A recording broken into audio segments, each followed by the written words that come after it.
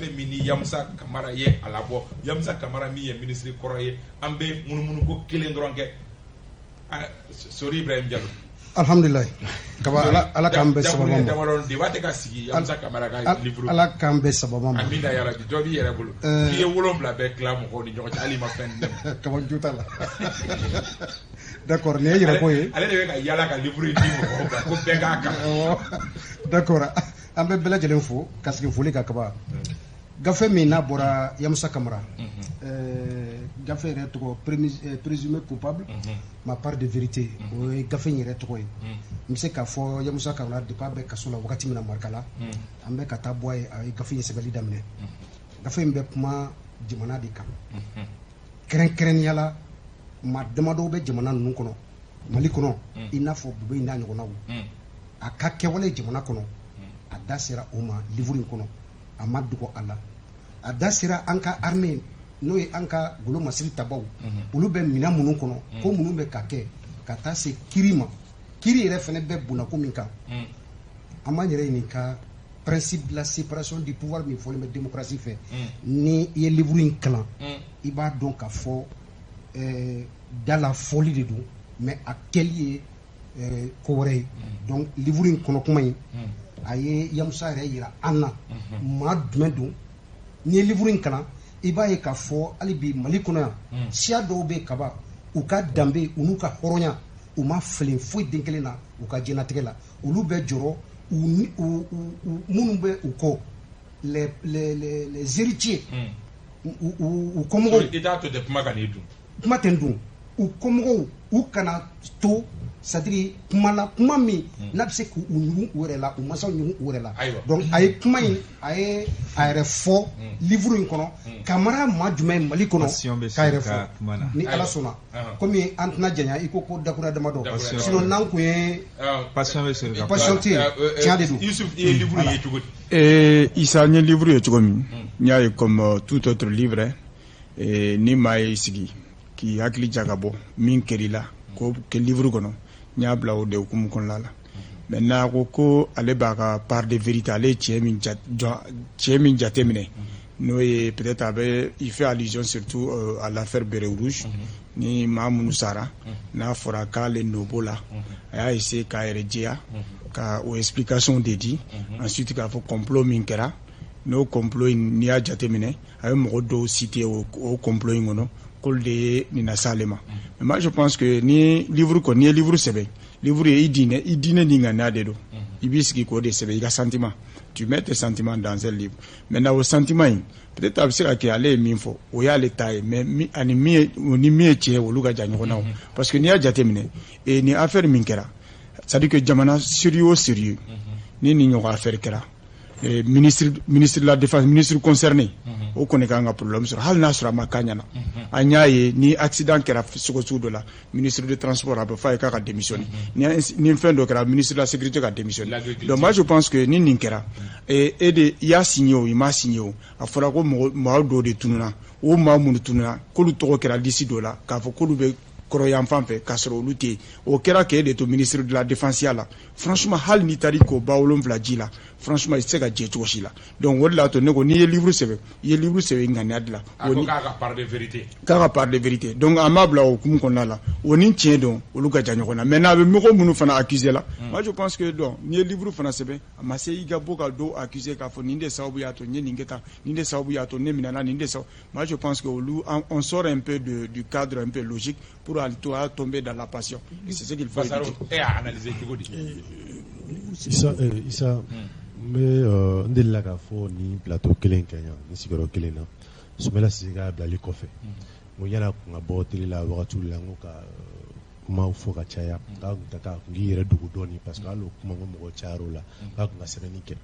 Parce que mo ire ika barako fait metuko i sebenudi ka chaya. À cause ça pas de vérité. Au moins aller sɛbɛnni dɔ k'a yira a ka mara kɔnɔ gɛlɛya minnu donna ale ka mara kɔnɔ ani maa dɔw fɔra ɲɔgɔn ka se yɔrɔ ma min na ni gɛlɛya ye a kɔnɔ donc o ye ko ye ko bɛ se ka to seereya ye hali ale kɔfɛ mais misali kelen di ma kaba an bɛna don a kuma na kɔsan na kunna sini alamisa ministre de comment on appelle énergie ministre a bɔra a kuma na a ko san 30 tɛmɛnen kɔnɔ ko foyi ma kɛ énergie baara la n'o y'a sɔrɔ énergie directeur kɔrɔ dɔw ministre kɔrɔ dɔw tun ye sɛbɛnni dɔw kɛ u ka baara kɔnɔ k'a yira ne ka ministériya baara kɔnɔ ne sera ka nin kɛ n ye nin gɛlɛya sɔrɔ o kɔnɔ tun bɛ kɛ sɛbɛnfura ye n'a fɔ ma ko mémoire min bɛ to gafew kɔnɔ o kɔ an b'a ye jamana kɔnɔ tuma caman a bɛ fɔ ko i bɛ livre sɛbɛn mun na ka d'a kan k'a tɛ se ka kalan Yamusa y'a yira ko livre sɛbɛnnen kɔfɛ kunnafoniya dɔ de kan ka di livre kan min b'a to mɔgɔw bɛ intéressé livre in na livre in bi i b'a ɲini a tɛ sɔrɔ yɔrɔ caman parce que déjà a bɛ ka taa rupture la o sɔrɔla mun de fɛ n'a tun y'a sɛbɛn dɔrɔn ka taa bila librairie la peut-être que mɔgɔw tun tɛ bɔ a kalama yɛrɛ ko livre tun bɛ yen peut-être maa kelen bɛna san olu tun bɛ mais communication min kɛra kɔfɛ n'o de livre in kɛ k'a dɛsɛra bi c'est ce qui est très important communication faamu et pourtant Yamusa ye interview kelen de kɛ avec Joliba c'est-à-dire Joliba FM Musa min fɔra kuma in kɔnɔ n'a bɛ politiki mɔgɔw tɔgɔ fɔ kɛrɛnkɛrɛnna Bube de b'a la Bube Amaro Bube bi a jɔyɔrɔ ka bon Mali politiko kun ka jugu n'a bɛ hali journaliste fɔ kiri tɛ kuma so i da dɔ la mais a ɲinina journaliste ta kɔ journaliste yɛrɛ tɔgɔ b'a kɔnɔ a ye journaliste fɛnɛ ka kɛwale kuma dɔ la a y'olu dɔ fɛnɛ fɔ livre in kɔnɔ o dun o ye fɛn ye min ni hali bi an ka politiko la a kɛlen bɛ ka gɛlɛyaba lase mɔgɔw ma donc fɛn min don il a touché on va dire c'est-à-dire a bɛna fɔ a tɛgɛ lase Mali joli yɔrɔ dɔ ma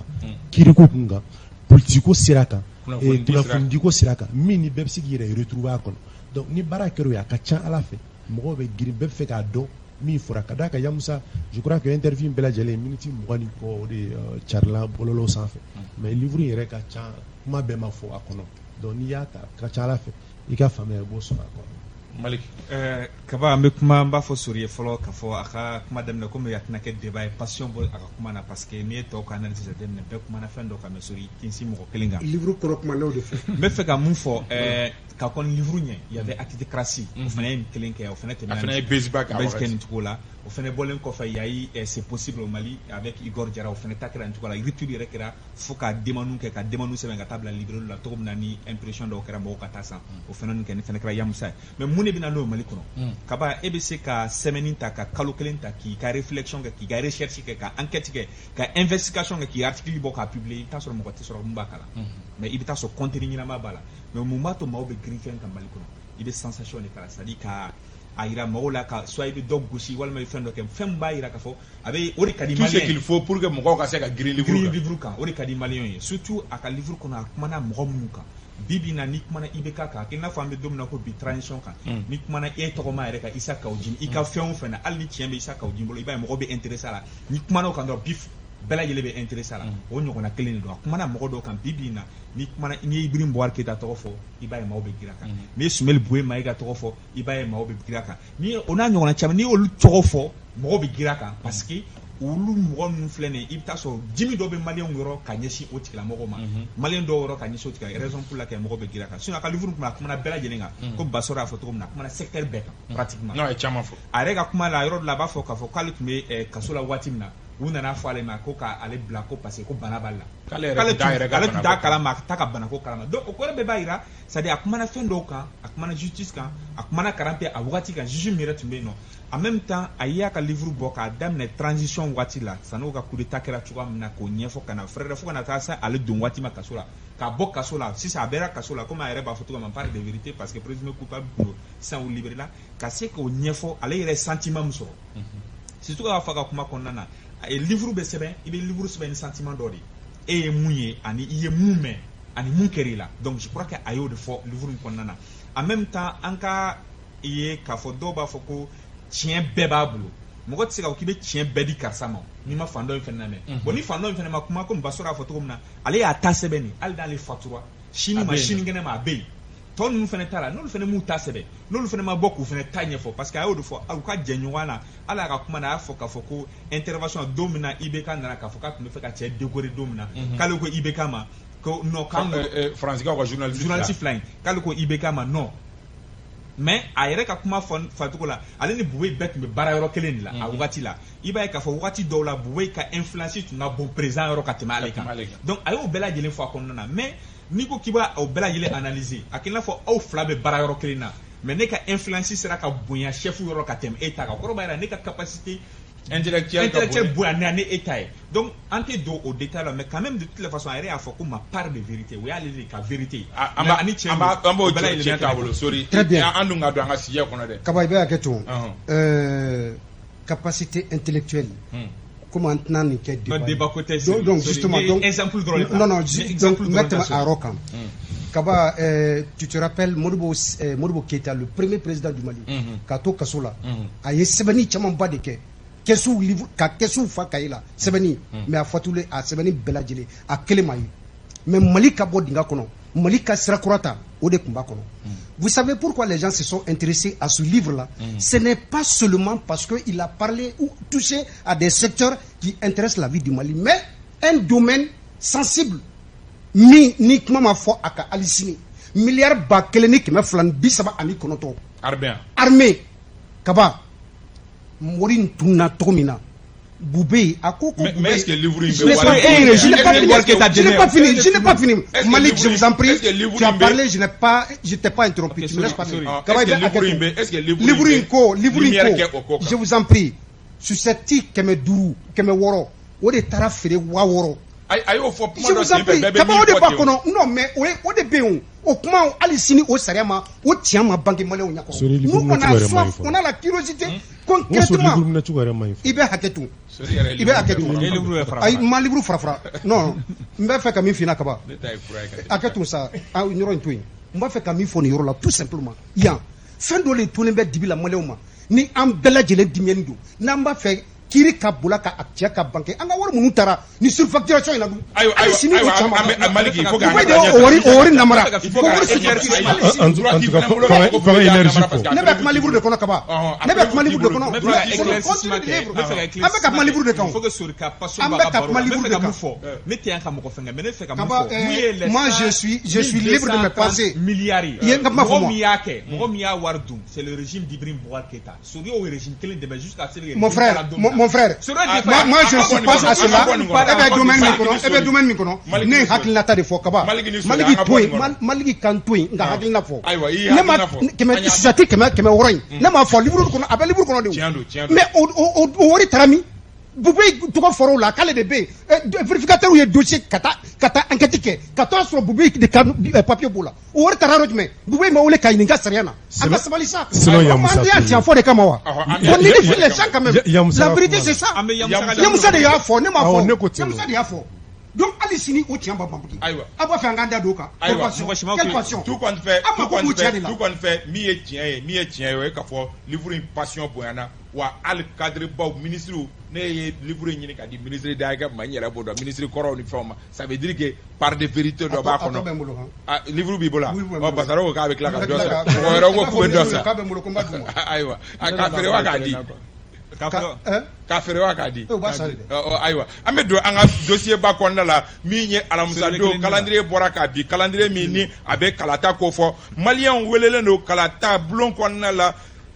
octobre kalo tile 31 an k'an ka ɲɔgɔn sɔrɔ min ye référendum kɛnɛ kan n'o ye constitution falenni ye décembre kalo tile 26 an bɛ taa ka taa an ka maire falen février kalo tile 27 san 2022 an k'an ka taa jamanakuntigi kalata ani député kalata o kun fɔlɔ kɛ ni kun filanan bɔra la février ni kun filanan bɔra la mars kalo tile 13 présidenta o kun filanan bɛ kɛ a tɔw bɛ yen nɔ Malik Konate n'i ye calendrier in ta dɔrɔn k'a lajɛ e bolo c'est tenable minnu fɔra o bɛ se ka kɛ référendum quand même c'est pas tenable kaba parce que ni jamana ta k'a lajɛ 5 mois ka référendum organisé o kama référendum organisé octobre la ka organisé o kɔnɔ parce que c'est 5 mois ou 4 mois oui à partir 5 mois mais à quoi délai au délai ko c'est tenable oui bon au délai ce n'est pas tenable kaba aujourd'hui référendum ni présidentiel tɛ kelen référendum ni législatif tɛ kelen référendum ni communal tɛ kelen ye référendum ye fɛn min ye o de ye jamanaden fɛn fɛn bɛ yen k'a sera voter bɛɛ lajɛlen k'i ka kala fili y compris les déplacés minnu bɛ Bamako yan minnu bɛ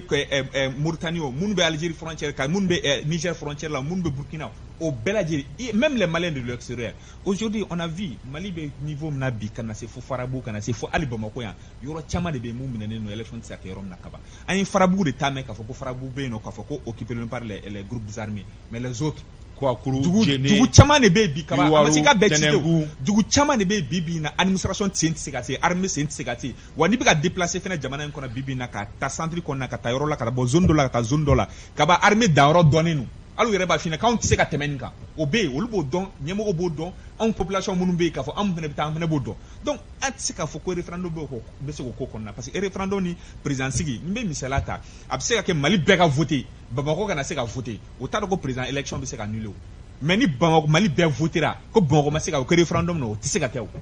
c'est-à-dire référendum ye o sariya de référendum maa ma k'i sera voter jagoya ni fino a ka se ka taa kɛlɛ bɛ a ka se ka taa kalafili donc o calendrier min filɛ nin ye madala n'o bɛ se ka kɛ 5 mois kɔnɔ mun ye président sigi ta fanfɛla ye a bɛ se ka municipal b'o ɲɛ dɛ oui mun ye municipal ta fanfɛla ye olu bɛɛ lajɛlen bɛ se hali olu fɛnɛ na parce que olu t'a la olu sigilen tɛ k'a fɔ ko ni zone dɔ ma se ka kɛ zone dɔ o la o bɛ se ka kɛ zone min bɛ se ka partiel bɛ se ka kɛ n'a fɔ élection présidentielle kɛra cogo min na an ye k'a fɔ ko zone 700 ni kɔ olu ma se vote ma se ka kɛ olu la olu bɛɛ bɛ se ka faamuya o élection ninnu kɔnɔna na mais mun ye référendum kɔnɔ o tɛ se ka ko la maintenant mun ye ninnu bɛɛ lajɛlen u ye ninnu fɔ mais stratégie jumɛn dégagera ɲininkali bɛ u ye stratégie jumɛn bɔ k'a fɔ an bɛna baara taabolo jumɛn kɛ yanni nin date ni cɛ an bɛna nin kɛ o si tɛ yen nɔ donc n'o tɛ anw bolo anw tɛ se k'a fɔ ko c'est tenable parce que f'i k'o de ye fɔlɔ ko o baara taabolo ye ɲɛ kan i ka se k'a fɔ tiɲɛ yɛrɛ la o bɛ ka nin mun fɔ nin bɛ se ka kɛ mais date kɔni fɔra fɔlɔ pour l'instant Sori Ibrahim Diallo calendrier c'est tenable. Je rappelle à Malik que c'est des dates indicatives bel et bien tenable en filɛ yɔrɔ min sisan an bɛ transition fo u ka courage la parce que wagati jan an bɛɛ y'a fɔ ko est-ce que ni fanga minnu bɛ an kunna k'a fɔ kalafili labɛn ko bɛɛ ninnu kɔnɔ wa moi j'ai tout le temps dit ici que nous avons des hommes à la tête de cette transition là n'u ye min fɔ o b'o de kɛ n y'a fɔ yan hali sini o de fɛnɛ don ces dates sont bel et bien tenables d'abord référendum c'est des opérations différentes en cas consultation ninnu ni référendum ta il a dit ce qu'il a dit par rapport au référendum n tɛ se ka basi fɔ o yɔrɔ la parce que en réalité bɛɛ de kan ka exprimer à sariyaw kan maintenant les élections communales c'est ça c'est les élections mais yanni ka tɛmɛ référendum kan Maliki ta fɛnɛ kɛrɛfɛ il y a que constitution ébauche dɔ de bɛ bɔ k'o bila mɔgɔw ka disposition na mɔgɔw ka sɔrɔ ka taa oui ou non fɔ o la o non justement o de bɛ kɛ en même temps mɔgɔw b'u hakili la ta proposition de bɛ kɛ ka don o kɔnɔ k'o valider est-ce que 5 mois il a parlé des stratégies et comment faire ces élections là moi je pense que ni où il est datif il y a des structures déjà en place qui sont chargées de préparer matériellement ces élections-là. Au lieu de vous prononcer où le gouvernement donne des dates indicatives. C'est le gouvernement qui organise. Je vous en prie. Problème c'est Nicolas de. Problème est Romina Kaba. A fora de anye organe kele mi foko ka kala fulu labe. O organi ilema o tsekake. Yo foko tsekake. No tsekake mali kono ya. Organe saba de bec la flou labé. Ministère de l'administration territoriale, direction générale aux élections, la commission nationale indépendante. Voilà. Bon, il joue. Seni Mamourou mais olu willa ka boy non. Seni be remember chogo di. Kaba. Je crois que dati sigi tekma o kan quoi. Dati sigi fendo de joron anga bla an kungolo la kalafli gouvernement et trahison benake. Ni benake ni wakati la ni benake ni wakati la. Maintenant ministre so min kan kala be walma structure min kan kala be ol de be feraw sigi 5 ans maintenant en collaboration avec les partis politiques avec la société civile maintenant ambiseka ala be chukudi mais ni dati ma fixé c'est kake moi je salue le courage et la bravoure de ces gens de la transition qui ont montré que vraiment c'est comme Souria Fossi ça c'est-à-dire un gouvernement ou be fin que mais où est la stratégie c'est comme il dafo Jalana je n'ai pas dit ça c'est tenable je pense que ça Akina Fola mais que refouiller parce que avec Wati Jambo je ne te rejoins pas avec Wati Jambo politiquement chama ou keleme ka usinsi ninga jatemne ke ka foko est-ce que transition mo est-ce que abu kono ninga fanga bla do la Wati do clair mi sente mo do yo luku ya fo pour la nyine mi ko transition mo de bulu benaka accord ça dit la charte de la transition donc ni délai mi flène ni au dira ministère de l'administration territoriale ministère fait on va ira ko en tout cas présent et comment il faut kada ko transition durée no 10 mois kale tachati la ko clé faraka abe okuma ko fo alme asoro date min dira ministère ka communiquer là aba fo ko date indicatif do ako 6 mois de follow à partir de ce mois d'avril comment on appelle avril kata fo septembre là ko bɛ kɛ fɛn fɛn n'o bɛ tali kɛ constitution baaraw kan ka taa sɛbɛnni kan ka taa carili kan fo ka taa se communication ko bɛ k'o kɔrɔ donc o bɛ daminɛ ni avril na ka taa fo septembre la donc référendum bilara le 31 octobre la mais ɲininkali min bɛ ne bolo yɔrɔ la parce que bon c'est vrai que Mali ye kuma dɔ fɔ ko kalata kan kɛ yɔrɔ bɛɛ Mali constitution min bɛ yen ni o bɛ ka appliquer je ne pense pas que o kɔnɔ a jaralen don ko ni kalata ma hakɛ dɔ sɔrɔ c'est-à-dire pourcentage dɔ sɔrɔ ko référendum se ka valider ne bolo o n ka jateminɛ na o t'a kɔnɔ min ye kala kan ka taa mais ni jamana kɔnɔden bɛ bɛnɛ kan parce que an hakili b'a la min ye référendum tɛmɛnen o banna parce que les gens n'étaient pas d'accord référendum kɛli kan ko jamana bɛ gɛlɛya dɔw kɔnɔ on est d'accord que hali bi o gɛlɛyaw bɛ yen sa mais ni jamana kɔnɔden fanba bɛ bɛnɛ kan an ka taa o gɛlɛya in kɔfɛ c'est-à-dire an ka référendum k'o gɛlɛya in kɔfɛ ne bolo degun tɛ référendum kɛli la maintenant degun bɛ se ka sɔrɔ yɔrɔ min na sisan ni référendum min proposera projet de constitution proposera n'a ma adopté n'a kɛra non ye parce qu'il rien ne dit aujourd'hui que min bɛna fɔ parce que an tɛ texte dɔn fɔlɔ min bɛna fɔ est-ce que a bɛ bɛn mɔgɔw ma n'a tɛ bɛn bɛn ma ou bien n'a bɛ bɛn bɛn ma exactement donc kuma o ma kɛ fɔlɔ n'o dun kɛra qu'est-ce qui est prévu par la transition au kɔnɔ est-ce qu'il y a un temps de réaménagement c'est-à-dire min b'a to projet de constitution proposé le o bɛ se ka réaménager cogo di ka se ka référendum ou bien ko élection nkalon ka bɔ yen ka tɛmɛ ni élection tɔw ye est-ce que o fana bɛna kɛ de wa je crois que ɲininkali tun kan ka kɛ o yɔrɔ in na maintenant min ye processus tɔw ye ne bolo a bɛ se ka kɛ min yɛrɛ diyara ne ye ko in bɛɛ la le fait que élection fila b'a la olu kɛra élection couplé ye n'o ye présidentielle ni législative o couplelen don min ye conseiller o fana olu ta bɛɛ fana couplelen don c'est-à-dire les conseils communaux régionaux nationaux o bɛɛ bɛ kɛ ɲɔgɔn fɛ à la première date du 26 décembre donc n'o kɛra u ka fɔ la o bɛna dɔ bɔ musaka la mais ka yɔrɔ la isa ko nin date in ma bɔ transition mɔgɔ fɛ k'a jar'o ye kuma dɔ la dɛ je crois que communauté nationale ka pression belebeleba o bɛ nin baara in kan ayiwa Youssouf c'est tenable non en fait Seriya min fɛ a ka kuma kɔnɔ c'est juste des dates indicatives date indicative dɔ parce que Basaro ye min fɔ il y a la pression de la communauté internationale donc a kɛra cogo cogo a fɔra CEDEAO y'a fɔ minnu kelen dɔ y'a kan États-Unis y'a fɔ France y'a fɔ ils sont vraiment intraitables sur la fin de la transition ka transition ka ban le 18 mois donc moi je pense qu'à date ninnu dira o de la mais n'i ye fɛn ninnu jateminɛ je crois que n jɛɲɔgɔnw y'a fɔ u ka kuma kɔnɔ référendum in kɔni o tɛ se ka kɛ o tɛ se ka kɛ cogo si la parce que d'abord non 31 octobre o tɛ se ka kɛ min na parce que il n'y a d'abord pas de consensus c'est-à-dire que minnu b'an kunna bi u bɛ ka jamana gérer de façon solitaire ils sont en train de gérer le pays sur la base du copinage des relations interpersonnelles jamana tɛ se ka taa ɲɛ cogo la donc bi n'i da maga référendum kuma la c'est-à-dire que il faut craindre en tout cas an tɛ a banna mais ni constitution proposition de constitution bɔra min bɛ malidenw parce que an bɛɛ sɔnnen don bi Youssouf k'a fɔ ko constitution in kan ka falen mɛnɛ oui bɛɛ de jɛnna depuis Alpha ATT IBK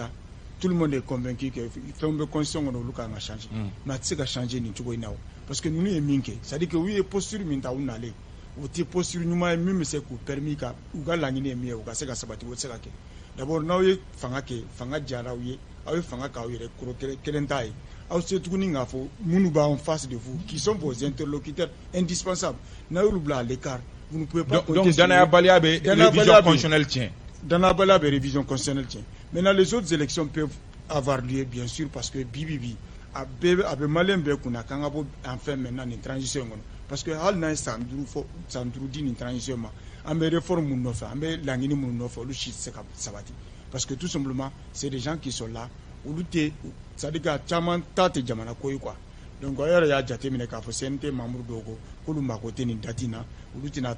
élection bâclée kɛ mais aw sigilen nin bi cɛ aw ye mun de kɛ pour que élection kana bâclée aw ma sɔn organe unique ko ma aw ma sɔn ka classe politique impliquée aw bɛ se cogo di ka tuguni k'a fɔ ko aw tɛ fɛ ka élection bâclée kɛ donc moi je pense que tout le monde veut que le Mali sorte en tout cas de la transition qu'on aille à des élections n'a ma ɲɛ an ka élection bɛɛ to yen an ka président kalafili kɛ o président min mana sigi n'o ye légitimité sɔrɔ o bɛ se ka kɛ sababu ye o bɛ se ka réforme minnu ni maliyɛnw sigilen bɛ n'a ye olu bɛ se k'o kɛ mais Maliki n'an ye nin occasion jɛ est-ce que révision constitutionnelle bɛna se ka kɛ bilen Kaba n tɛna fɔ ko n bɛ ka sɔsɔ a ka kuma na mais k'a fɔ les querelles politiques ou l'histoire ko politiciens bilala kɛrɛfɛ kan tɛ moi je pense que ça c'est pas mais de dire que constitution tɛ se ka kɛ parce que jamana be situation charia be yi a yira cogo di constitution kelen fila fara ko a be yelema ni ne be yelema a be yelema ni yelema cogo di constitution yɛrɛ do fɔ ante a bana mankan kun ye o ye ka fɔ ko ni jamana hali ni jamana sibiriɲɛ kelen minɛlen do ko constitution tɛ se ka falen en même temps constitution yɛlɛmali a yɛrɛ constitution kelen yɛrɛ kumana ale yɛrɛ kan ni ne be yɛlɛma a be kɛ ni taabolo di Baso da fa kuma k'ale ma fɔ ko ale t'a dɔn ko n'a fɔra ni pourcent pourtant ko kuma ma fɔ a la dɛ a fɔra ni mɔgɔ sera vote ye i sera vote kɛlen k'a fɔ ko hali ni dugu la o t'a la i sera vote kɛlen diyagoya ni fɛn dɔ ka vote o de fɔra o pourtant ko kuma ma fɔ a la c'est ce que je le dis maintenant les déplacés an ye k'a fɔ déplacé ka vote problème b'a la élection tɛmɛna an ye u ma se ka vote an ye dugu caman na vote ma se ka kɛ dugu minnu na donc o bɛɛ lajɛlen b'a yira anw na constitution ye mun fɔ ale yɛrɛ kɔnɔ n'ale bɛ yɛlɛma nin de kan ka kɛ o bɛɛ b'an yira na k'a fɔ constitution a tɛ se ka yɛlɛma yanni nin wagati cɛ parce que foyi ma kɛ fɔlɔ. mais mun bɛ kɛ an ka proposition kɛ mun bɛ kɛ an ka turu kɔ. mun bɛ se ka kɛ sisan o de ye sisan ka se ka nin bɛɛ lajɛlen jateminɛ constitution in oui maliyɛn bɛɛ bɛnna k'a ka se ka yɛlɛma maintenant a bɛ yɛlɛma cogo di wa n'a bɛ yɛlɛma fɛnɛ constitution y'a kuma yɛlɛmani kɔ mécanisme jumɛn bɛ se ka kɛ cogo min na o baara ninnu bɛ se ka lawaleya misala ta les déplacer olu bɛ se ka voter cogo min na minnu bɛ u ka dugu fɛn an bɛ se ka système jumɛn kɛ ka wagati prolonger dɔɔnin voilà cogo min na olu tigilamɔgɔw bɛ se ka voter hali n'a sɔrɔ a bɛ kɛ SMS de ka kɛ téléphone fɛ ou bien ka kɛ cogo c'est à dire ka mécanisme ka na ni stratégie dɔ ye stratégie mun permettre hali dugu minnu min na ne y'a sɔrɔ k'a fɔ k'u tɛ se ka voter olu mɔgɔw minnu sera k'u sera voter olu bɛ se k'u ka kalafili kɛ cogo jumɛn na n'olu stratégie bɛɛ dégagera kuma min na an y'o bɛɛ lajɛlen dɔn maintenant an bɛ se ka date fixer ka taa élection na mais k'a fɔ ko politiciens ma don fanga la walima politiciens ma bila yan fɛ ninnu bɛ fɛ ka transition kɛ o de kama u man ka se ka kɛ ni politiciens ma se ka politiciens ta ye u ka taa fanga ɲini na u ka taa élection présidentielle. Basaro mun kan ka kɛ sori min na i ma sisan mun kan ka kɛ walasa an ka se ka révision continuelle ka se ka élection tɔw kɛ. Isa an ka faamu c'est-à-dire sariya sɛbɛnnen don mais fɛn bɛ sariya fana sanfɛ o ye bɛnnen quoi o de tun y'a fɔ ka kuma kɔnɔ n ko bɛn ni an sera ka bɛnkan politique mana se ka bɛn an tɛ a banna mankan sɔrɔ parce que les gens n'étaient pas d'accord les gens étaient divisés mais hali o kɔfɛ minnu tun bɛ an tɛ a banna mɔgɔ dɔ sɔrɔla k'a fɔ ko jateminɛ c'est-à-dire ni consensus minimum sera ka sɔrɔ avec l'État ko fɛn dɔw bɛ yen an bɛ se ka c'est-à-dire min fɔra constitution kɔnɔ n'o ye jamana intégrité ko ninnu tɛmɛ bɛ se ka kɛ olu kan. Parce que exactement parce que ko bɛ yɔrɔ jumɛn na mais n'a fɔra k'an ka jamana unification kɔnɔ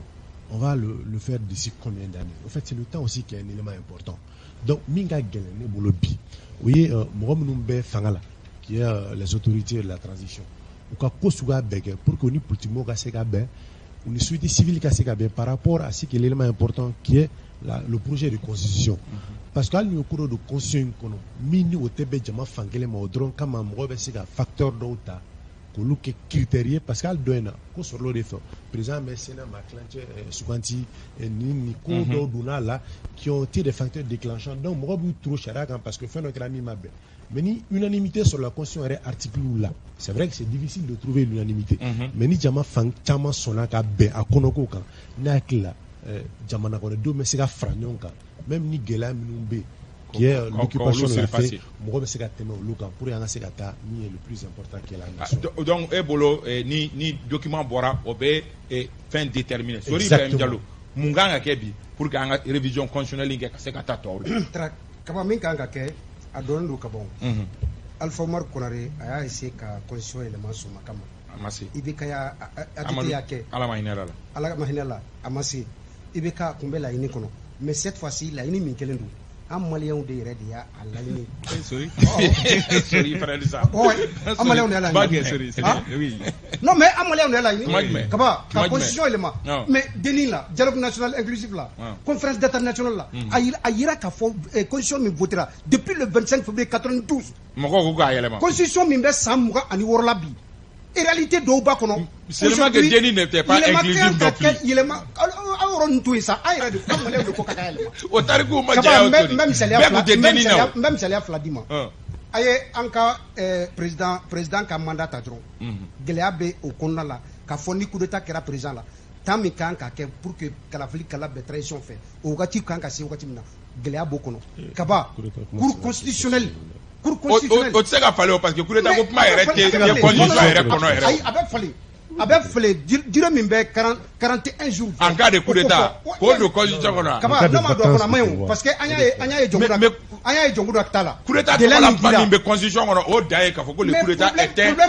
problème minnu b'a kɔnɔ an yɛrɛ de y'a ye nin yɔrɔ ninnu yɛlɛma ka don a la wajibi don ni yɛlɛma fɛn fɛn kɛra Alpha ni ATT fɛ o ni yɛlɛma si tɛ kelen maliyɛn ko k'a ka yɛlɛma don a kɔnɔ. Ayiwa. Voilà la particularité je n'ai pas fini. Mun kan ka kɛ an b'o de nɔfɛ o de nafa ka bon mun kan ka kɛ. D'abord dɔ kɛra ka ban an y'a dɔn k'a fɔ wagati min fɔra nin kalafiliw bɛɛ labɛn wagati la maintenant a bɛ kɛ cogo di sisan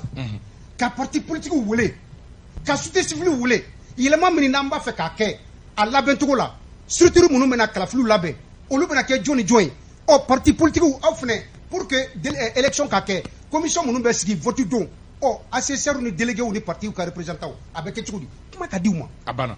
C'est-à-dire que avant de répondre à ta question, ne fais qu'un logo jabi. Kun tɛ se ka di kuntigi ko quoi. C'est-à-dire il faut que au discours inadable parce que il n'y a pas de politique, il n'y a pas de politique en dehors des partis politiques. Ça il faut que les gens soient unanimes sur ça. Puis la constitution elle est trop sérieuse pour être l'affaire d'un groupuscule, des gens qui n'ont aucune légitimité. Ou c'est quoi initiative là. On suppose que les partis politiques sont implantés un peu partout à travers le pays. Donc on devait se campagne mais nous devait se campagne nous nous impliqué à Damnena dis-toi que à te se gagner na moto. Donc moi je pense que nous avons eu 3 présidents légitimes à Chimassé. Nous avons eu 3 présidents légitimes à Chimassé. OK ani oni munu e fanga oni parti ku me nyogon bolo da Youssouf. Oui mais me fait comme info au parti politique kele munu tunte o jekulu na de munu te majorité là au parti kele de campagne contre la constitution. Je me rappelle bien, Alpha a dit à tout le monde la constitution révisée. Et c'est une minorité seulement qui s'agitait. Mais non, autant qu'il n'y a pas d'unanimité, tant qu'il n'y a pas de consensus, un large consensus autour de la révision, je vais sursoir à ça. À un discours, il va kala. Mais ATT Taglera Katemoka, il va Taglera Katemoka. ATT Taglera parce que opposants, nous sommes un régime là, au lieu de opposer là, ils étaient pas majoritaires, mais ça dit qu'il y a une constitution. Mais Ibekata, non, c'est la même chose. Ça dit qu'il y a BD parce que. Mais Ibekata, ni Ibekata forcé. Mais là-bas, d'accord, me fait comme info. Olubé Dessera. Mais n'a rien forcé. Le samedi 17 ou quoi, n'a rien forcé. Oui, il s'est Dessera. Olubé Dessera parce que, en réalité, révision constitutionnelle veut voir Atimi. Olubé va voir Atimi. Asoro. Crise Boré Toumbe. Donc, crise fera la Nyoronga. Et les gens, ses opposants ont eu une occasion, nous, révision constitutionnelle, pour en découdre avec lui. Donc c'est ce qui s'est passé avec les 3 présidents. Oui. Maintenant, nous sommes transition. En réalité, nous tournant des ratés. C'est le tournant pour ces gens-là. C'était d'abord d'appeler tout le monde. Vous connaissez tranché Katika, c'est des histoires. Il veut qu'à faire un fin atterrir sous. Donc, pour ne pas perdre du temps. Allons à l'essentiel. L'essentiel pour moi, c'est les élections présidentielles. Donc, révision constitutionnelle, les autres élections là. Mais on va révision, avec Ouati Djoumani, président Minana. D'abord que ce président-là se considère comme un président de transition, qu'il appelle tout le monde. Fengo fait M. Barala ou Pekana, Angasika, en révision constitutionnelle, Angasika Boloda. Au drone de ces menus, c'est qu'à parce que légitimité tout là. À Ketcho tout bono, à Morotou bono, même c'est qu'à en dedans. Oui, mais fait qu'à maintenant, révision Cogné, Ibeka, octobre, non, le 17 août, révision Cogné, n'a pas fait n'a sera rona à Samana, sera faute. Le 17 août, samedi, n'a rien forcé. Le samedi, le 17 là, c'était un vendredi. Donc, au là, n'a rien forcé qui banga 18 là. Samedi, on va faire le 18 là, au 18 quel est 2020 là. Au lieu de 2017 là, c'est pour cela que le 17 là, il y a boire mal le 18 qui est manifestation. Donc, donc ça dit coïncidence donc à bébé la date qu'elle est quoi 18 août. Donc au bela il y a comme basora photo comme donc il m'a kishi ou anifenema kishi, ça sera la même chose. Ne au mou forêt. Ntangue ni bela jele parce que jamana be situation et c'est comme frustré tout. Donc on a fait au droit de hacker de bolo ko atlanta dio. Et c'est comme ko tout atlanta dio. Ko consensus ga basora photo. Consensus ga mal do ga fra nyonga. Opma au bolo ban révision constitutionnellement ko ra ba du goro mite constitution ere ban. Ko re be o ko re djumé kaba constitution imbiga yelema ka adapter o mo to do fo ka adapter l'accord pour la paix et la réconciliation nationale. Il faut le dire. Accord est moins fort. Donc ni accord parce que accord bloqué ici, accord mise en œuvre bloqué c'est référé. Ou y a une constitution parce que fin chama be constitution ngono ou be accord mise en œuvre kali ka boy. Fin chama be accord ngono tsika appliquer parce que constitution be. Donc il faut changer la constitution pour que adapter constitution accord ina pour que accord mise en œuvre. En fait Mali Chara là, vote wajibi. Malien be mani sera voter. Mais ma chitem ne guide tout comme. Donc constitution da dama voter Mina a voté Ouadja Beka, faut Bekata pour valider le texte. C'est pourquoi il y a un consensus sur là. Et grand frère le souvient Menefo, quand elle va renoncer, consensus, il n'y avait pas de consensus autour du projet de révision constitutionnelle. Pareil, Ibeka a été garanti. C'était la même chose avec Ibeka. Ni transition, nous sera qu'un consensus créé. Bon, il n'est jamais trop tard, il n'est jamais trop, parce que pour qu'il n'est jamais trop tard, Malien Berson n'a pas dit. Nécessité bien la révision constitutionnelle. Donc, comme il dépend du maintenant, ni mais que texte. Démarché. Ni mais que texte. Ni mais ka ko be dépend na ma ke mo ni sagoyi aywa na sarake o texte fenen kono ka fo ko Mali constitution na ko che ko furu be daga mɔgɔ fila ni ɲɔgɔn cɛ olu de bɛ mankan wuli ka sɔrɔ kɛ a ɲuman ye Mali kɔnɔ a ka fɔ ko furu bɛ daga cɛ ani muso ni ɲɔgɔn cɛ an b'an sinsin ka bɔ o la an bɛ don oui non fɛn misɛnninw de don minnu kuma ka ca révision constitutionnelle la donc u k'u janto ka texte kɛ texte ye unanimité bɛ sɔrɔ texte min o la ni min y'i ban o ma o tigi b'i ban ko wɛrɛ kama an ka taa ɲɛfɛ accord ko in to yen ka n'an bɛ taa révision constitutionnelle k'a fɔ an ka sariya yɛlɛma mais a bɛ ka kɛ ɲa mun kan k'a adapter accord in na nin u k'o de bila kɛrɛfɛ o de blocus mardi sɔgɔmada fɛ bɛɛ dabali bannen wulila k'a ye k'a fɔ ko kunnafoni min tun bɛ yen nɔ o ye k'a fɔ Sidi Ibrahim Ould Sidati ni o ye sema ɲɛmaaba ye MAA o ɲɛmaaba fana don k'a fɔ ko ale mɔgɔ dɔw taara ka taa mugu ci a la fo a ka jabala da la sira kɔrɔ Sori Ibrahim Diallo Ould Sidati groupe armé ɲɛmɔgɔ olu minnu ni bɛɛ b'a dɔn k'a fɔ ko olu b'u janto yɛrɛ la Bamakɔ yan ka sɔrɔ kɛ wagati bɛɛ a b'u kunna k'a fɔ ko dɔ bɛ se k'u sɔrɔ ka n'o dɔ faga fo Bamakɔ yan nɔ a bɛ hakilina jumɛn di e ma. D'accord Kaba y'a fɔ cogo min alamisa talata disons sɔgɔmada fɛ nɛgɛ kaɲa 6 an ye kibaruya sɔrɔ kaɲa 7 parce que a y'a sɔrɔ joona anw y'a sɔrɔ ko 10 parce que yɔrɔ min ni a ka ye don caman bɛ tɛmɛ yɔrɔ in fɛ ka taa n ka reportage kɛ sira kɔrɔ an y'a mɛn k'a fɔ mugukan bɔra nɛgɛ kaɲa 6 wagati ko mais ko a kɛra so min yɔrɔ la ko o ye Sidi Ibrahim Ould Sidati a ka yɔrɔ ye 1 heure après cette information an y'a ye réseaux sociaux kan k'a fɔ ko maa dɔw de nana bolifɛn na parce que interprétation fila bɛ yen dɔw ko k'u tun bɛ mobili la dɔw ko k'u tun bɛ moto la maa fila don an ye sufɛrikɛ yɛrɛ a ka version lamɛn réseaux sociaux kan a y'a yira k'a fɔ ko groupe min tun bɛ so kɔnɔ kurantigɛ sababu la groupe yɛrɛ ye pani sɔrɔ donc Sidi y'a ale yɛrɛ wele k'a ka électricien wele ka na donc ale y'a ka électricien wele ka na ani Sidi Ould yɛrɛ bɔtɔla ɲɔgɔn fɛ ka na groupe in lajɛ donc ani électricien maa ninnu u ye mugu wuli u la donc électricien ale ye bali sɔrɔ Sidi Ould Ibrahim yɛrɛ ale fɛnɛ bali sɔrɔ mais denkɛ ani chauffeur-kɛ olu ye dɛmɛ dɔ ma teliya la ka a ta ka ɲɛsin dɔgɔtɔrɔso la n'o ye Golden Lavie ye américain ka dɔgɔtɔrɔso don Badilabugu yen opération senfɛ ko ani tora an ye kibaruya mɛn tan donc Kaba nin bɛ min ko fɔ Sidi Ibrahim Ould Sidati ma dennin tɛ jamana in kɔnɔ bi n kɔni bɛ min dɔn a ka tagabolo la n ye min kɔlɔsi a la bɛn mɔgɔ don kɛlɛ caman bɛ yen minnu bɛ Mali ɲugun u yɛrɛ la o maa tɛ ale tuma bɛɛ a y'a essayer sigi ka fɔ k'o ta ba la o bɛ se ka kɛ sababu ye cogo min na an bɛ se ka ɲɔgɔn kan fɔ laɲiniw bɛ se ka sabati jamana bɛ ka kelenya garder cogo min o kɛra tagabolo ye donc min kɛra sisan a bɛ min yira Kaba o ye lakanabaliya ye an filɛ wagati min na lakanabaliya min ni an si seko t'a la bi min bɛ ka kɛ bi an si seko t'a la cogo non Kaba guerre min don e bɛ i ka baara la yan dɔ tɛmɛtɔ la i jɔlen ka da la a y'a marifa b'a kun jeri o bɛ se ka kunbɛn cogo di mɔgɔw ni marifa man kan ka yala Bamakɔ de voilà la question ayiwa Yusuf a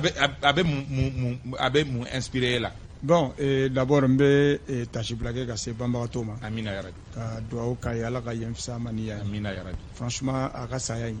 hali n'a sɔrɔ a ko jari o a ko ma jɛ c'est une grande perte pour le processus de paix parce que an bɛɛ y'a ye k'a fɔ Sidati tun ye maa ye maa minnu ko Mali c'est vrai ils avaient leurs revendications mais n'i y'a jateminɛ o revendication in bɛɛ bɛ Mali de kɔnɔ contrairement à d'autres qui demandaient en tout cas l'indépendance ale t'o maaw fɛ donc ale kɔni ko Mali tun diyara ye Mali ka d'a ye donc ale ka saya kɔni a bɛ kɛ koba de ye o ye ko gɛlɛnba de ye et ça renvoie encore une fois de plus à la problématique de l'insécurité parce que jamana min kɔnɔ ni ɲɔgɔn maa ba bɛ taa faga fo capitale yɛrɛ la capitale yɛrɛ la franchement ça veut dire que toi et moi an kɔni ala dɔrɔn de bɛ k'an kisi quoi sinon solution foyi t'a la an bɛɛ ni bɛ se ka karaba comme ça quoi donc o tɛ si ɲuman ye d'abord pour ceux qui nous gouvernent parce que minnu b'an kunna bi olu ye colonel de on suppose que u ka domaine de prédilection o ye sécurité de o ye défense de l'intégrité territoriale o y'o fɛn ninnu de ye donc ni kalan tiɲɛna école karamɔgɔ to prédenya la i bɛ se k'a fɔ ko a ba ko o ma ɲa sɔrɔdasi insécurité n'o mana ɲa nka sɔrɔdasi to fanga la an tɛ kala ta k'a sɛmɛ mɔgɔ si ma ale de don donc moi je pense que aujourd'hui il est temps k'a fɔ an ka bɔ nin fɛn ninnu kɔnɔna la c'est à dire que minnu b'an kunna bi u k'a jateminɛ k'a fɔ vraiment u bɛ baara min na bi u bɛ rôle min jouer la n'o ye rôle politique ye o t'u ka baara ye u k'u sinsin kosɛbɛ u ka se ka sécurité u yɛrɛ u ka maliyɛnw b'u sara fɛn min kama n'o ye lakana ye n'o ye jamana lakana ye n'o ye jamanadenw lakana ye vraiment u k'o dɔn ba la kosɛbɛ moi je pense que n'u y'o kɛ hali transition kɔfɛ san 100 ɲinan kɔ a bɛ fɔ k'a fɔ en tout cas dɔw tun b'an kunna nin wagati u ye sécurité mais c'est vraiment une honte pour le pays et c'est très grave vraiment pour le pays. Basaro a bɛ mun inspiré. An bɛ Tachibila ka se Banbagatɔ ma sisan parce que nin bɛ nin ye ni siman fisa ni nin ye k'a yira ko sɛn kɛra cogoya min na a bɛ ɲininkali dɔ de kofɔ ka d'a kan a ma kɛ bingali senfɛ c'est-à-dire a ma kɛ i n'a fɔ nson nana ou bien tiɲɛnikɛlaw na u bɛ fɛ ka fɛn dɔ ndaraki a la mais ko ɲɛfɔli kɛra cogo min u tɛmɛtɔ dɔrɔn u ye mugu ci a la mɔgɔ 2 ye bali sɔrɔ o bɛ ko dɔ kofɔ ça peut paraître comme un règlement de compte minnu tɛ sema ɲɛma fɔlɔ min bɛ sa ni zone na Bamako yɛrɛ nin y'a 2nan de Jerry Maïga o de la ka sa u ye marifa ci o fana n'a ka da la je crois il est non Ould Meidou marifa cira Ould Meidou la garantie bugu yan fa mais ale ma sa exactement mais k'a yira a bɛ ko dɔ ko fɔ Ould Meidou ma sa mais ale ta parce que a fana banana a taara ka taa dɔgɔtɔrɔso la ni bɔra a la dɔgɔtɔrɔso la ala ka baaraw senfɛ o bɛ ko dɔ ko fɔ isa o ye jumɛn ye tu sais que ko kɛra cogo o cogo s'il y a pas de justice sociale dans un pays fɛn dɔ bɛ yen n'a bɛ fɔ ko revanche waati bɛɛ i tɛ se ka kɛ an bɛ position min na bi ko accord de paix bɛ signé ko tu peux avoir que des amis parce que bɛɛ ma jɛn n'a ye mɔgɔ dɔw bɛ yen i n'olu ye kɛlɛ yɛrɛ kɛ ɲɔgɔn fɛ waati tɛmɛnenw na mais bi Ould Sadati bɛ position min na bi peut-être que a bɛ se ka olu ma sɔn ni position in ye bi donc il cherche par tous les moyens à l'éliminer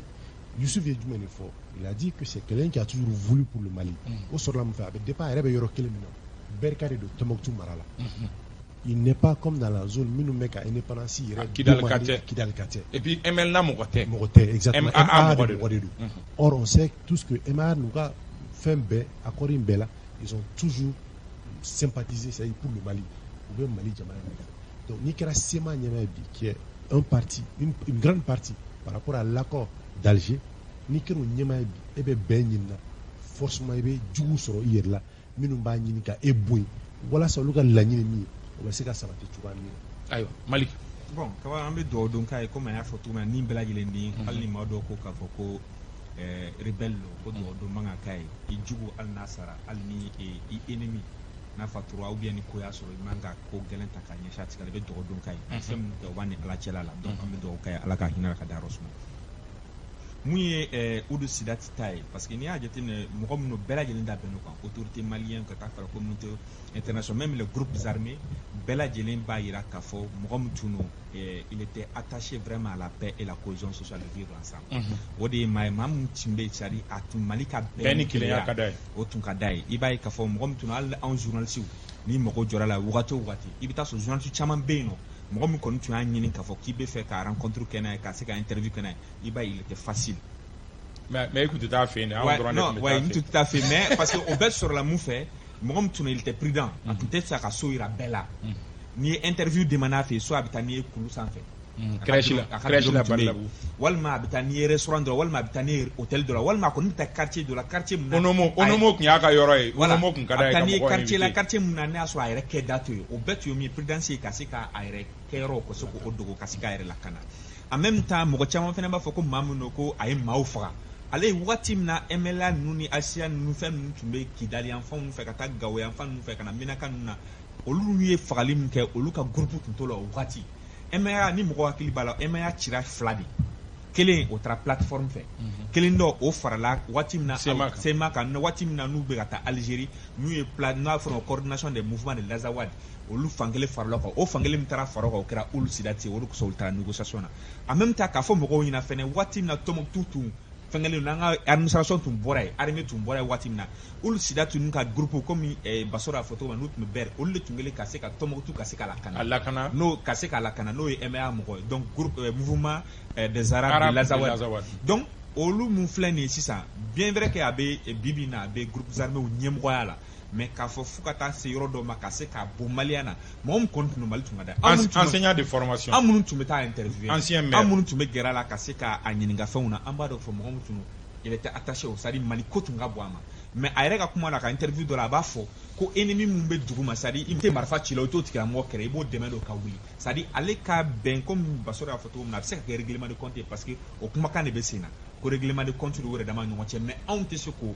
kumakan in sɛbɛntiya parce que prévu t'an anw bolo jɔn t'an bolo k'a fɔ ko u yɛrɛ dama ko don mais n'i y'a jateminɛ kɛ groupe in yɛrɛ kɔnɔna na fɛn caman bɛ yen nɔ mun bɛ se ka kɛ a tun kɛlen k'i sen da o kan cogo min na bɛɛ bɛ se ka na cogoya min na parce que mɔgɔ min tun il était vraiment calme hali négociation kɛyɔrɔ la i b'a ye k'a fɔ a makunnen don c'est-à-dire a ta ye mun ye dɔrɔn bɛɛ bɛ se ka sabati cogoya min na donc mun kɔni kɛra an bɛ se ka mun fɔ parti kɔnɔ processus ma parce que mɔgɔ min bɛ na sisan ɲɛmɔgɔ la o bɛna kɛ jɔn ye yala o bɛna s'il ta ɲɔgɔnna kɛ walima o bɛna ta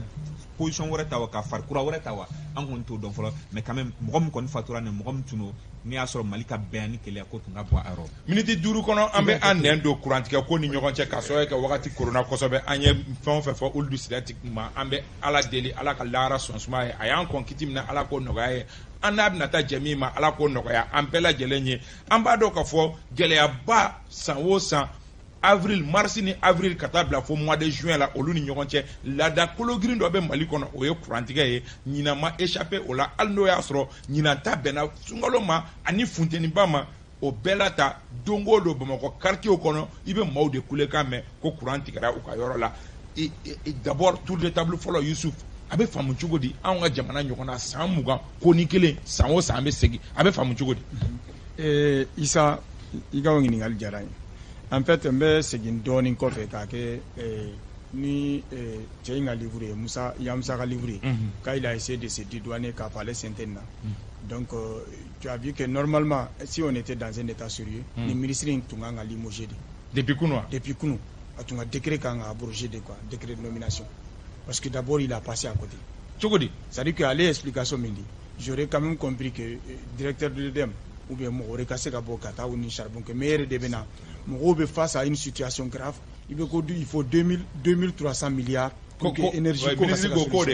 de kan ka solutionner ko de kan ka di mais san o san an y'a ye ni nin wagati sera régime tɔw y'a ko cogo la u bɛ taa groupe de louer ka fɛn renforcer dɔɔni pour que hali ni courant bɛ tigɛ a tɛ ni ampleur sɔrɔ mais a ye ampleur min sɔrɔ an famana ka ni ɲɔgɔn ye donc ça veut dire quoi ça veut dire tout simplement que il est incapable justement il n'est pas à sa place quoi a bɛ place min na a t'aw mérité parce que a tɛ ka solution sɔrɔ a ma foyi envisager a tun kan ka nin ɲɛsigi depuis nin wagati ma se donc ni nin kɛra tan franchement ministre de l'énergie ale kan ka limogé de et si possible même le traduire en justice. Basaro. Bon, Isa, il y a un tour établi follow, on t'a donné mon gouvernement comment dire place donc vous tu comme ni ta follow sur il t'a de faux. Donc ça permet non ça permet en tout cas mais faut que le ministre y follow. Non il m'a avec vous. Non, bah faut pour son courage parce que pour nous point de presse organisé même si à la clé. J'ai dit plutôt qu'à point de presse organisé même si à la clé a une question ça va accorder journaliste avec vous courage là. Mais ne dabali bana quand j'ai écouté le ministre ne dabali bana munela warko imbe kof isa ako sambi sabat temeni ko fouy ma ke énergie ni mino berani courant sabatili wala sa on mesika la fia tu mako ne me yere nyiniga présent juma ni comment on appelle Manatali Baraji Barao Keka Daele avec le président mauritanien avec Ouattou Sano ATT Ote Sambi ça va encore Salon encore courant d'amener énergie directeur min comme à l'époque où du mène foigné comme machine courant mime ou boulot ko technicien monsieur ko le réparer ko le tia ko le Sénégal et avion jolou c'est fait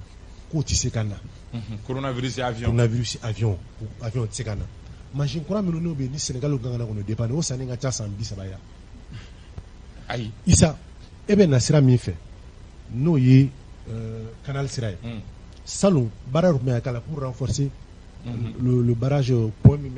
comment on appelle Sotiba pour que ça soit le canal Loglan pour que ça soit Sotiba renforcer. Au barrage est-ce que en Libye au damnena on va chance en bisa ba yewa. Donc allez ko foi marqué. Ko foi di marqué investissement foi marqué énergie là durant les 30 dernières années. A de faut qu'on a rencontré kono. Donc koni nana au bara là au baraka quel. Comme grand frère a fait monsieur, moi j'aurais aimé peut-être que énergie directeur au cas si comment nous faut aller ministre aller derrière rempart quoi. S'il y a des choses à rectifier énergie directeur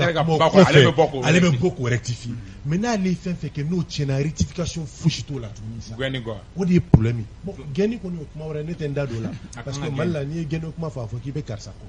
Donc on met un droit de quoi. Droit est jumeni bi. Mo buka compter ça. Prépayé dans la plupart des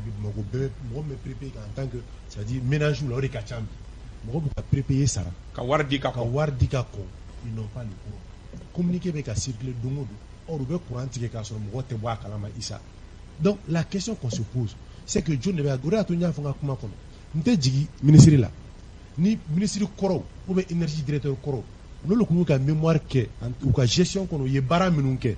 parce que a yira kuma fuyi de kɛ ayo ni mani kuma di maliki ma bintu a bɛ faga kaba i tu ntumolo hibina kuma di ka sori ma après me sɔrɔ ka kuma parce que maliki kuma bɛ kuma di sori ma bɛ bɔ bɛ se k'o lajɔ wagati ka mun fɔ dɔrɔn peut-être que mo bɛ sɔn ka giriya dɔɔni ayi kana mo giriya fɔ dɛ s'il te plaît ministre ye kuma fɔ kuma minnu ne y'a sɔrɔ adamaden jɔlen i jɔlen yɛrɛ ma i bɛ sina ka sunɔgɔ a y'o kumakanw de fɔ a y'a dala maga mais a ma kuma e tɛ se ka na k'a fɔ gɛlɛya bɛ yen ni gɛlɛya bɛ yen et nana de pour que se ka solutionner ka problème ka se ka solution no nyini ka se ka problème boy et déjà que ne hakili la ministre ka conférence de presse je crois que son manif fait débiner à medron ngo en ministre nkoni peut-être que stratégie ba bolo stratégie mbe alne asura be janya nga bi na fo maleu nyina ambega ninke to na pour solution mais kini sigi maleu nyina ko baguette magique te ebolo ka se ka maleu ngo problème géri ka tla ki sigi maleu nyina ko ni milliard malika budget de wede ala dollar a ka tani mali budget national ko foko de ema to na problème ka se ka no ot ko solution te ebolo o koroba ira si ko mu fodron ale yɛrɛ conférence de presse bɛ ban dɔrɔn a ma se k'a ka limogé yɛrɛ ale tun kan k'a démission de tiɲɛ yɛrɛ la solution tɛ ne bolo o de don solution tɛ bolo kaba min bɛ fɛ ka bɔ kuma na yɔrɔ min na n bɛ fɛ ka kuma na les 2300 milliards la a juru la o jɔn ni jɔn a bɛ jɔn de la ne tɛ e kaba tɛ malien particulier tɛ o a b'o olu de la olu bɛ ban ka courant de sara o les milliards la mɔgɔ min bɛ an y'a ye k'a fɔ Dramane nana waati min na a tun commencera MINUSMA 700 millions ORTM 300 et quelques millions. Enfin, ça dit millions kasabi de institutions all waru bemi pourquoi auto le mine yo wuli ko boy parce que au très tracé mado matega manga se mam ga donc le ministre dans le waru mine je crois qu'avec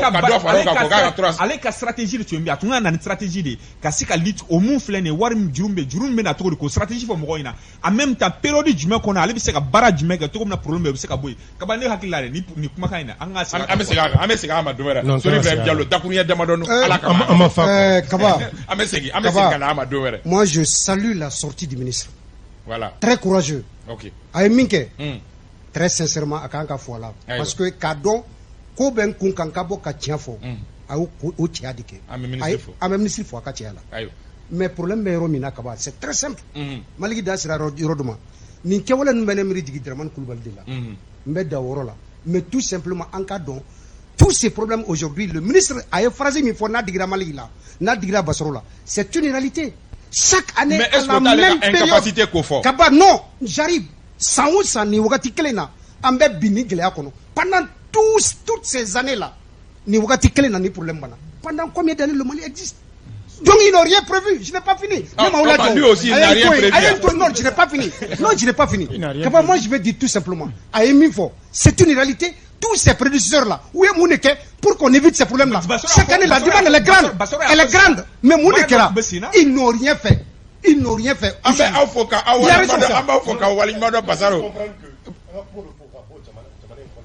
y a un problème qui se pose. Il m'a dit Jamana fait à Bénin, Guinée, Côte d'Ivoire. Burkina abana ko wakati bana bintu ko wakati bana ambe afoka wali mado ma welelo go malike kolate ka bo horo tv la sori Ibrahim Diallo ka bo renouveau la Youssouf Sissoko info 7 Basaro Aidara communicateur amapu ambe folie di Bamusa Jogolojo an bɛ Bamusa fo k'a waleɲuman dɔn an ka émission parrain don an bɛ foli di Mohamed Karambe ma yan fo Orange la ka foli di ka taa Alimami Sangata yan fo ORTM na an bɛ bɛɛ fo Aba yan fo Segu Aba Kuyate an bɛ a fo k'a waleɲuman dɔn ka Fode Kone fo a n'a teriw bɛɛ lajɛlen Kati doyen cour la Bintu Napopolo tun bɛ nɛgɛ kɛrɛfɛ la radio fan fɛ Sedina Umar Keita ale tun bɛ réalisation na Bouakar Jara Ban ale tun bɛ régie d'antenne na an b'aw fo k'a waleɲuman dɔn aw k'an bɛn sibiri wɛrɛ ni jɛmukan kelen kɛnɛ kan wasalam